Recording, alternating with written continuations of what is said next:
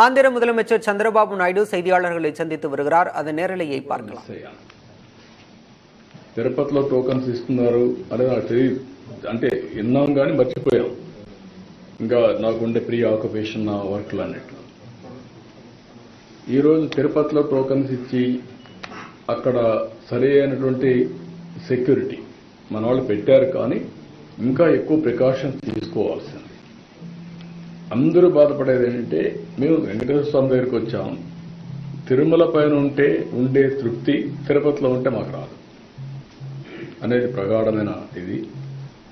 కొన్ని సమస్యలు అప్పుడు చేసినట్టన్నీ కూడా ఇంకా వెంటాడుతున్నాయి. ఇప్పుడు ఉదాహరణ 10 రోజులు ఇప్పుడు తీసుకున్న నిర్ణయం కాదు, అప్పట్లో తీసుకున్న నిర్ణయం.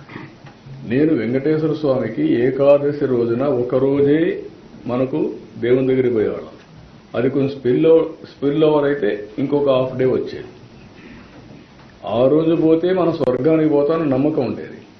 ఇప్పుడు 10 days అంటే కన్వీనియంట్ ప్రకారం వెంకటేశ్వర స్వామి ఇది చేయడం కరెక్ట్ కాదు.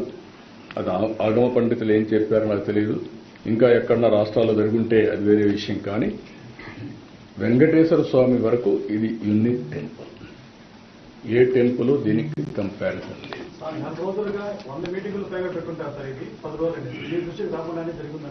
ఏది అవన్నీ నేను వాళ్ళకి ఫ్రీడమ్ ఇచ్చాను, చేసేంత వరకు ఫ్రీడమ్. నేను అన్నిటికీ ఇంటర్ఫేర్ కాను. ప్రతి ఒక్కటి మాకు ఇన్ఫార్మ్ చేస్తూ ఉంటారు సవ్యంగా. ఇప్పుడు ఇక్కడ జరిగింది ఏంటి, పాత సాంప్రదాయాన్ని కంటిన్యూ చేశారు. నెంబర్ 1, అది చేయాలనా లేదా అనేది నేను ప్రక్షాళన చేయాలని ఈఓకి చెప్పి పంపించాను. ఈఓని ఆ రోజు కూడా ఆదేశించాను. టోటల్గా సిస్టమ్స్ అన్ని స్ట్రీమ్ లైన్ చేసి ప్రజలకు హిందూ మనోభావాలకి ఆమోదయోగ్యంగా ఉండే పనులు చేయమని పంపించాను. కొన్ని పనులు చేశారు, ఇలాంటి పనులు వచ్చాయి. ఇప్పుడు ఇది జరిగింది ఒక సంఘటన. ఈ సంఘటనలో అక్కడ ఎగ్జిక్యూషన్కి ఎవరినైతే పెట్టారో వాళ్ళు ఫెయిల్ అయ్యారు. ఆ ఎగ్జిక్యూషన్ లో ఒక హాఫ్ అన్ అవర్ 1 hour ముందుగానే క్యూలో పంపించుంటే ఇలాంటి సంఘటన వచ్చేది కాదు. Very simple observation. అక్కడ అడిగింది అడిగాను. రెండోది, అక్కడ పెట్టడమే తప్పు.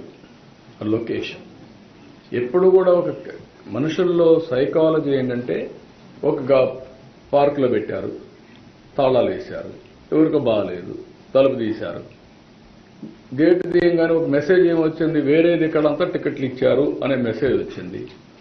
వీళ్ళు కూడా ప్యానిక్ అయ్యి గేట్ తీశారు కాబట్టి పోదాం, ముందు పోకపోతే మనకు టోకన్స్ రావేమని ముందుకు పరిగెత్తారు.